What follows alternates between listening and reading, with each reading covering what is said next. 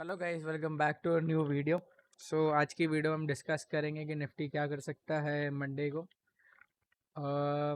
आज तो काफ़ी बड़ा फॉल दिया निफ्टी के अंदर निफ्टी ने।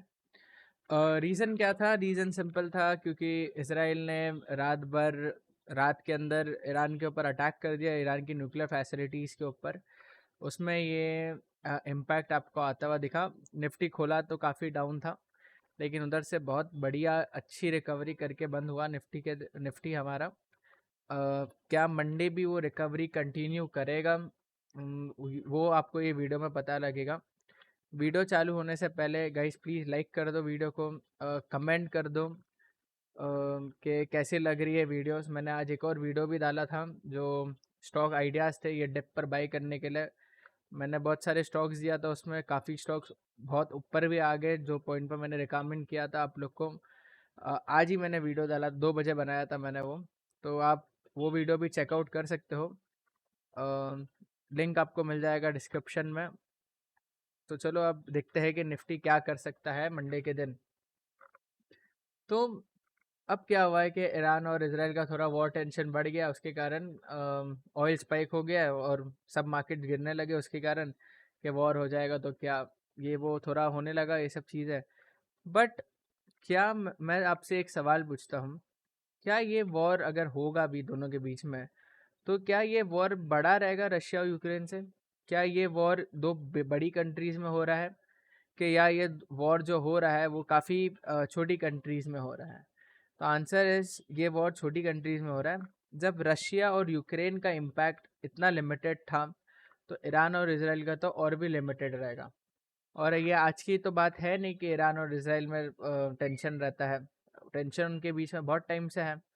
और अभी क्या है, अभी ईरान भी रिटेलिएट करेगा, और ईरान जब रिटेलिएट करेगा वापस से, तो लगेगा पब्लिक को कि मार्केट्स गिर जाएंगे। बट लेकिन जो 2 दिन से मार्केट गिरा है 25,200 से मार्केट्स आ गया आपका 24,500 पर।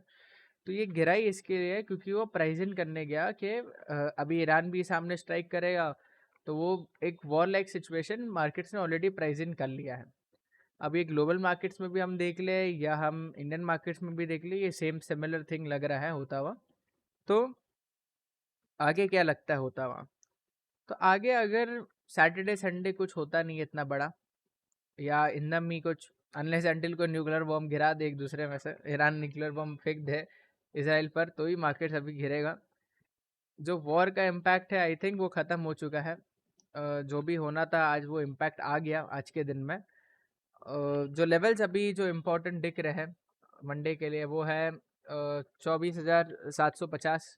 अगर 24,750 के ऊपर निकला तो 24,800, 24,850, 24,900 की तरफ मार्केट बढ़ता हुआ दिखेगा। और अगर 24,650 का लेवल मार्केट तोड़ता है तो आपको 24,600, 550, 500 जाता हुआ दिखेगा। ब्रॉड ब्रेस मार्केट एक रेंज में फंसा हुआ है, रेंज तोड़ रहा नहीं है मार्केट। सेम देखो exactly at that bottom of the range से फिर मार्केट उड़ गया है और टॉप ऑफ द रेंज से रेजिस्टेंस ले रहा है। ऑलमोस्ट अ मंथ के ऊपर हो गया अभी तो। एक मंथ से हम ये कंसोलिडेशन देख रहे हैं। जब से ये रेंज में गया ये इधर ही मार्केट देखो ऐसा ऐसा कंसोलिडेट ही कर रहा है, कोई बड़ा मूव देने का ट्राई नहीं कर रहा है मार्केट्स। तो अगेन हम टॉप ऑफ द रेंज तक जा सकते हैं। और जिस दिन ये रेंज के कोई भी तरफ ब्रेकआउट आएगा ना, तो वो बड़ा मूव एक निफ्टी के ऊपर आता हुआ दिखेगा, क्योंकि 1 महीने के कंसोलिडेशन के बाद आया है। चांसेस ज़्यादा है कि ऊपर की तरफ मूव आए। रीज़न क्या है? रीज़न सिंपल है। अगर मार्केट निफ्टी 27,000 पर होता और लॉन्ग पोजीशन एफ आई की 60-70% पर होती, तो मैं ये चीज़ नहीं बोलता। मैं बोलता कि हो सकता है मूव नीचे की तरफ भी आ जाए। बट जब एफ का लॉन्ग पोजीशन ही आज कल कल के दिन में 20% पर था, आज इनफैक्ट और भी कम होके आएगा, आई थिंक 16 या 15% पर आ जाएगा। तो जब वैसा अगर 15 या 16% पर ही एफ का लॉन्ग पोजीशन, तो बेचने के लिए बचा क्या उनके पास? अब जो मैक्स टू मैक्स जा सकता है 10% तक जा सकता है, लेकिन फिर उनको आके शॉर्ट्स तो काटना पड़ेगा। तो जब वो शॉर्ट्स काटेंगे तो डेफिनेटली मार्केट्स ऊपर जाएंगे, क्योंकि शॉर्ट्स काट रहे हो लोग। तो जो ये चीज़ है ना, ये सब इंपॉर्टेंट फैक्ट्स है जो आगे ये सब अपनी मार्केट्स को ड्राइव कर सकते हैं। प्लस हमारी इकोनॉमी स्ट्रेंथन्ड है, हमारे इंटरनली कोई प्रॉब्लम नहीं है। एक नी जग रिएक्शन आना था ईरान और इसराइल वॉर का, वो डेफिनेटली 2 दिन से आता हुआ दिखा है हमें मार्केट्स में। तो अभी क्या हो सकता है? सिंपली आपको पैनिक नहीं करना है, आपको ये डिप को 110% बाई करना है। आई थिंक ये हो सकता है लास्ट डिप हो, उसके पहले निफ्टी नया हाई बना, उसके पहले लास्ट डिप हो, और उसलिए ही एफआई ने भी लॉन्ग पोजीशन अभी तक अपने शॉर्ट्स नहीं काटे हो 1 महीने से, बिकॉज ये सब चीज़ें ऑलरेडी पता होती है इनको, एफआईज को। They have their insider information and may be they had that information for more than a month, और मे बी 15-16 डेज से उनके पास इन्फॉर्मेशन हो। उसके लिए मार्केट्स में कोई ब्रेकआउट आ रहा नहीं है। अभी ये न्यूज़ आ गया, अब देखो जैसे ही न्यूज़ आया है, अब क्या हुआ, सुबह नीचे खुली market, retailer panic to sell. जब रिटेलर भागे पैनिक करने के लिए, सेलिंग करने के लिए, तो आप देखो मार्केट्स तो ऊपर ही जाता गया जाता गया जाता गया। ऐसा क्यों हुआ? क्योंकि एफआईज ने अपने शॉर्ट्स बुक करना चालू कर दिया। जब मार्केट्स इतना इतना गैप डाउन दे दिया, मार्केट्स इतना गिर गया, तो अभी एफआईज अपना शॉर्ट्स बुक आउट कर ही देगा। और रिटेलर्स ने इधर शॉर्ट बनाया, इधर completely they have shorted the markets. Retailer जो है, मैंने बहुत सारे ग्रुप्स पर भी देखा, शॉर्ट ट्रेड्स दे रहे थे काफ़ी।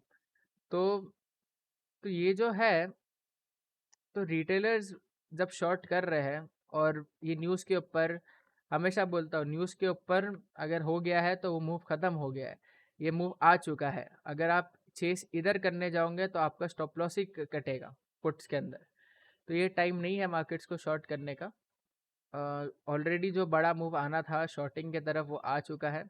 ये इतना 700 पॉइंट का एक मूव दे दिया है निफ्टी ने नीचे की तरफ। अब एफआई जो है वो शॉर्ट बुकआउट कर रहा है, ये दिख ही रहा है हमें। कैंडल्स देखो, मोस्ट ऑफ द पूरे दिन में ग्रीन कैंडल्स बनी है। ट्रम्प के दिन देखो आप लोग, जब ट्रम्प का हुआ था, देखो इतना बड़ा गैप डाउन, पूरा दिन मार्केट्स ने most of the time green candles बनाया था, और एंड में डेज हाई पर जाके बंद हुआ था। आज भी सिमिलरली क्या हुआ है, मार्केट डे हाई पर जाके बंद हुआ है। देखो ये डे हाई है मार्केट्स का, मार्केट्स उधर जाके बंद हुआ है। और अगर सैटरडे संडे इनके बीच में इतना कुछ बड़ा नहीं हुआ ना, अगर दोनों मिसाइल तो मारते रह सकते हैं, लेकिन और कुछ एस्केलेट नहीं हुआ ना मार्केट्स में, तो दोनों के बीच में, तो आई थिंक ऑयल भी गिर जाएगा, और क्या कहते हैं, जो इम्पैक्ट है वो भी ख़त्म हो जाएगा, और सब मार्केट्स रिकवरी भी करने लग जाएंगी।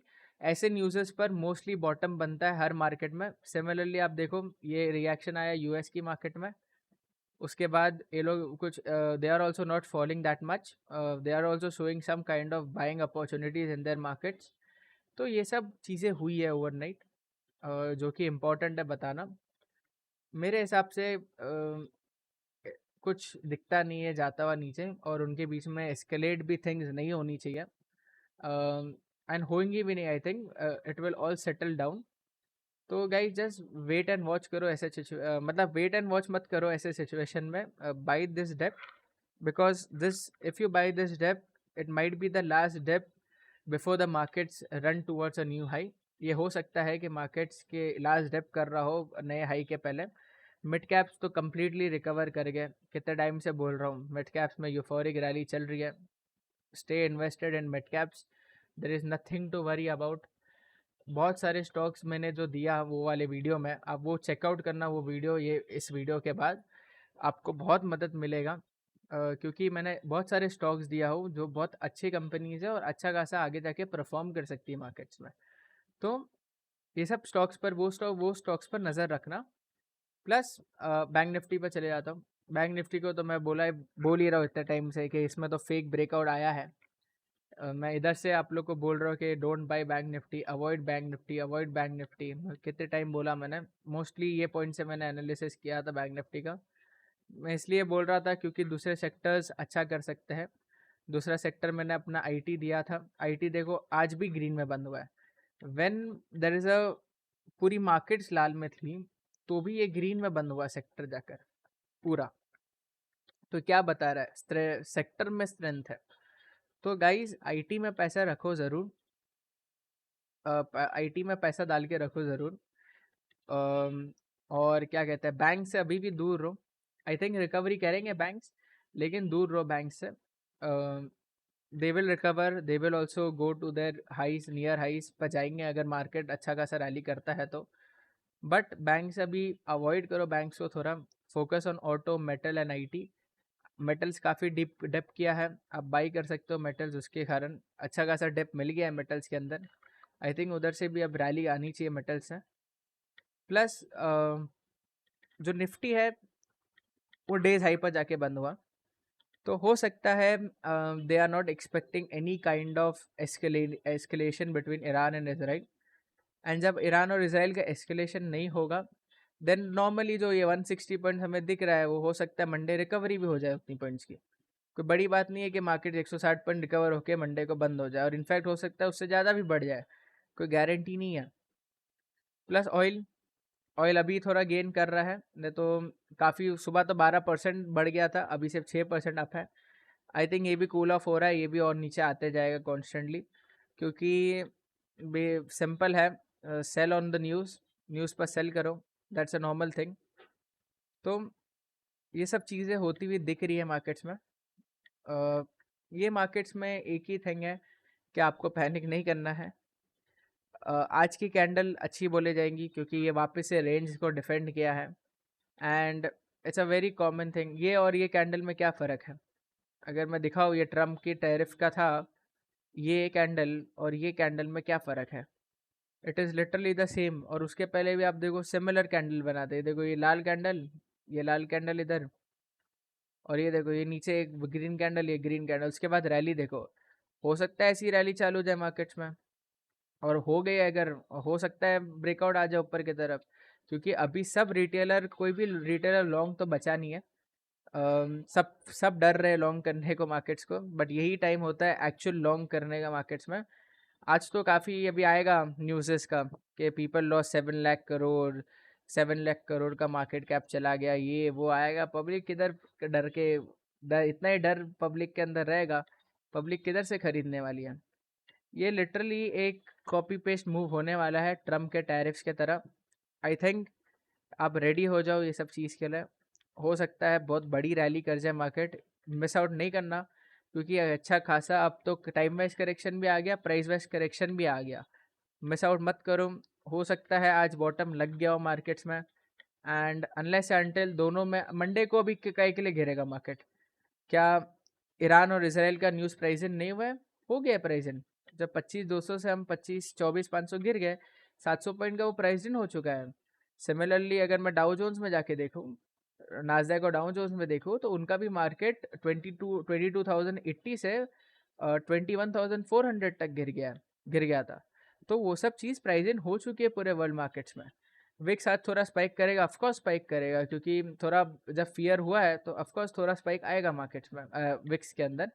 बट इंटरेस्टिंग थिंग क्या है कि आप ये एक अदनर कॉपी पेस्ट मूव है ट्रम्प के टैरिफ्स का जब हुआ था। अब इतना एक्यूरेटली है, ये देखो ये लाल कैंडल, ये ऐसी हरी कैंडल, सिमिलरली ये एक लाल कैंडल और ये एक हरी कैंडल सेम साइज की बनी है। तो अगर ये ऐसा कॉपी पेस्ट मूव होता है, और what if Nifty actually rallies that much, what if अगर ये कॉपी पेस्ट मूव है और निफ्टी एक्चुअली ऐसा रैली कर जाता है, तो फिर तो मिस आउट नहीं करना चाहिए। आप तो रिग्रेट करोगे इधर नहीं खरीदने का फिर। तो गाइज मिस आउट नहीं करना, रिग्रेट बाद में आपको रिग्रेट ही होगा। Don't miss out on this rally. Thanks for watching the video guys.